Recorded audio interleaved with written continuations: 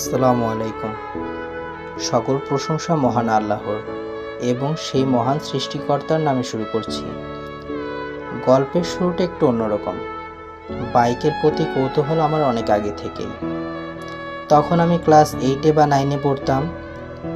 ওই সময়টাতে যেসব বন্ধুদের বাবার অথবা বড় ভাইদের বাইক ছিল, তারা প্রায় বিকালে খেলার মাঠে বাইক নিয়ে আসতো।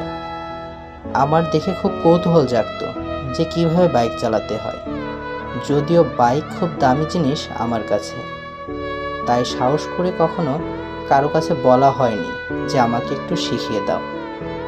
যাই হোক, এসএসসি পরীক্ষা শেষ করলাম। পরীক্ষা শেষ করে চলে গেলাম রাঙামাটিতে ছোট মামার বাসায়। সালটা ছিল 2011। তখন মামার একটা বাইক ছিল, হিরো হোন্ডা ফ্যাশন প্রো। যদিও বাইকটা এখনও আছে। ওখান থেকেই একটা সমতল পাহাড়ের উপরে মামার হাত ধরে আমার প্রথম হাতে খড়ি বাইক চালানো শেখার।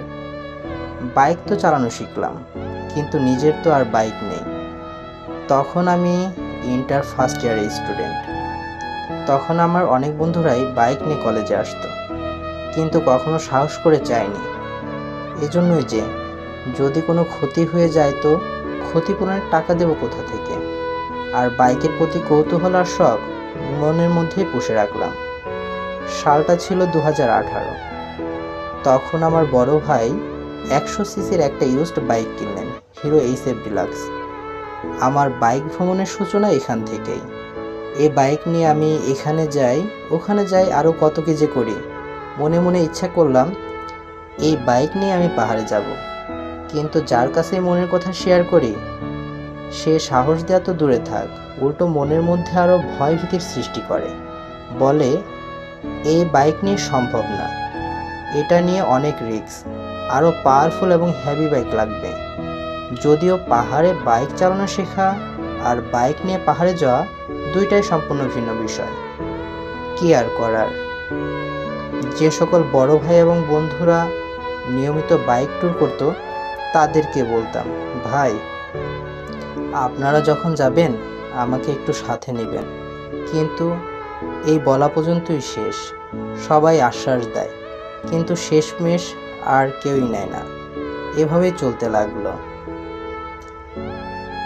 এখন 2025 সাল, এই তো কিছুদিন আগের কথা।